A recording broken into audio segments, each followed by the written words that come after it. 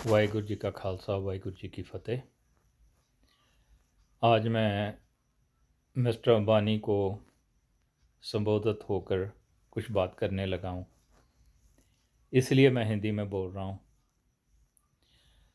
Mister Ambani, अगर मेरी ये आवाज़ आप तक पहुँचती है तो मैं आपसे मुखातब होकर ये बात कर रहा हूँ कि आप हाई कोर्ट में जाके ये बोल रहे हैं कि आपका कॉन्ट्रैक्ट फार्मिंग में कोई हाथ नहीं है, आपका कोई इंटरेस्ट नहीं है। चलो मान लेते हैं कि आपका कोई इंटरेस्ट नहीं है, मिस्टर अडानी का तो है। और अगर आप सोचते हैं कि लोग आपके बरखिलाफ़ क्यों हैं, मज़दूर और किसान आपके बरखिलाफ़ क्यों हैं, नंबर वन, आपके जितने चैनल हैं सारे चैनल आपके हैं, टीवी चैनल सारे आपके हैं। आपका जितना मीडिया है वो इस बात पे लगा हुआ है कि किसान और मज़दूर जो हैं उनका कोई हक़ नहीं है, जीने का कोई हक़ नहीं है। आप उनको कभी टेररिस्ट बोलते हो, कभी नक्सलाइट बोलते हैं आपके मीडिया वाले। मीडिया तो आपके हैं ना, इसलिए पब्लिक आपके ख़िलाफ़ है। नंबर दो, सबसे बड़ी चीज़ जो है वो ये है कि आपने और अडानी जी ने और कुछ और लोगों ने 60% से ज़्यादा क्रिमिनल बंदे जो हैं उनको इलेक्शन में जिताकर, वो भी आपके चैनल्स के थ्रू ही और आपके पैसे से, क्योंकि आपको पता था कि आपको जब पैसे आप खर्च कर रहे हैं ये माफ़ हो जाएंगे। आपके जितने भी मतलब 86,000 करोड़ और इतने हज़ार करोड़ के जो कर्जे आपके माफ़ किए हैं मोदी जी ने और बीजेपी गवर्नमेंट ने, आपको पता था वो हो जाएगा। तीसरी बात आपने क्या की है कि क्योंकि आपके पास नेटवर्क जो इंडिया का आपके पास मोनोपोली है, you are the only one who owns the network of India.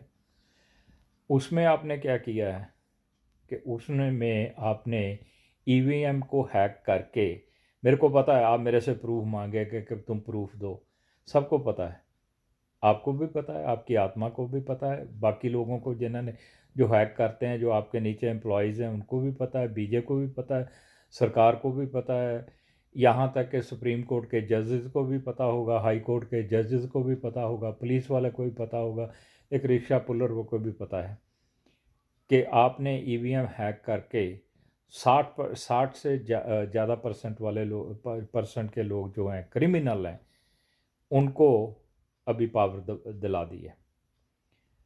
तो इस टाइम पे जो जो भी बात आपके कॉरपोरेट के अगेंस्ट हो रही है वो ये नहीं है कि उसमें सिर्फ एक चीज़ है कि सिर्फ वो कॉन्ट्रैक्ट फार्मिंग है, नहीं। अगर आप इससे मुकर जाते हैं कि कॉन्ट्रैक्ट फार्मिंग नहीं है तो जो जियो का बारदाना है, जो जियो के वो बोरे जो हैं जो तुल रहे हैं, जो पैक हो रहे हैं, वो किसके हैं?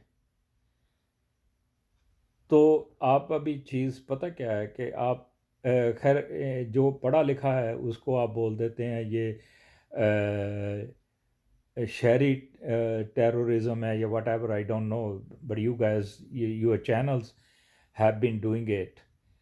तो अभी ये चीज़ है कि पब्लिक जो है ना उसको चाहिए कि तुम्हारे जितने चैनल्स हैं, इंडिया में तो कुछ नहीं होने लगा, इंडिया में तो सुप्रीम कोर्ट भी जो है ना वो तुम्हारे खिलाफ़ या बीजेपी के ख़िलाफ़ कोई बात नहीं सुनेगा। There has to be something कि तुम लोगों के अगेंस्ट जो है वर्ल्ड में वर्ल्ड में वर्ल्ड की जो क्रिमिनल कोर्ट है उसमें तुम लोगों के against people has to Indian people have to go there, cry over there and use some international law against you guys.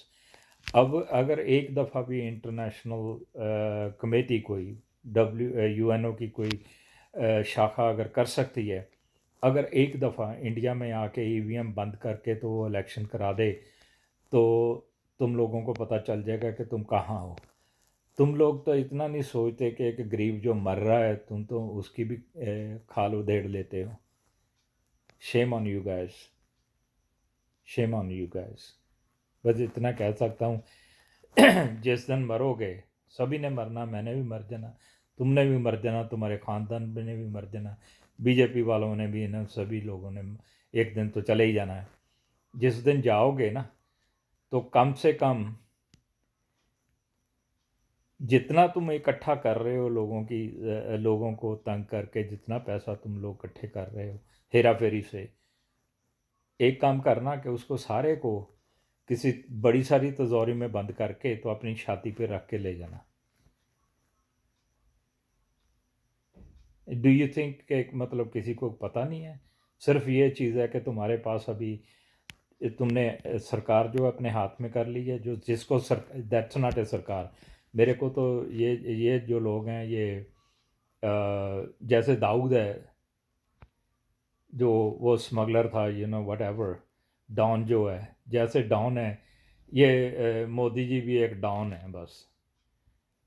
बाकी गैंगस्टर्स हैं, डॉन है, और आप जो है आपने पैसे दे के and you are a financer and nobody nobody is like innocent about it, कि किसी को पता नहीं है। हाँ, जो बिल्कुल ही बेचारा गरीबी के मारे, जिसको कोई नॉलेज नहीं है, पढ़ाई नहीं की या कुछ नहीं किया, उसको पता।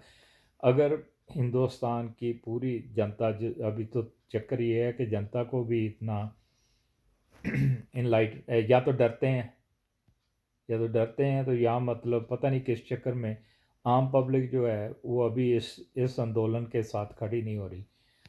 अगर वो इसके साथ खड़े होकर तुम्हारी ईवीएम का बाइकाट करके तो इलेक्शंस खुद कर लें, तो तुम लोगों की असलियत सारे को पता चल जाएगी। अभी इतनी हालत ख़राब हुई है आप लोगों की कि अगर आप सिक्योरिटी के बगैर कहीं जाएंगे ना, तो कुत्ते भी आपको नोच डालेंगे गलियों के।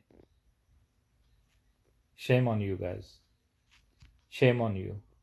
भगवान का डर करो, कुछ भगवान का डर करो। अगर मानते हो ना कि तुम पाप पुण्य में मानते हो, तो इतने पाप मत करो, इतने पाप मत करो कि तुम्हें नरक में भी जगह ना मिले।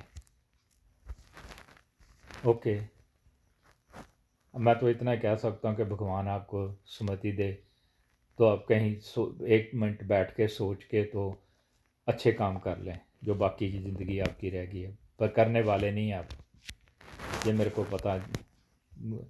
ये तो बानी में भी लिखा कि जो लालची होता है अंधा होता है। तुम लोग अंधे हो चुके हो बिल्कुल ही। Okay, take care.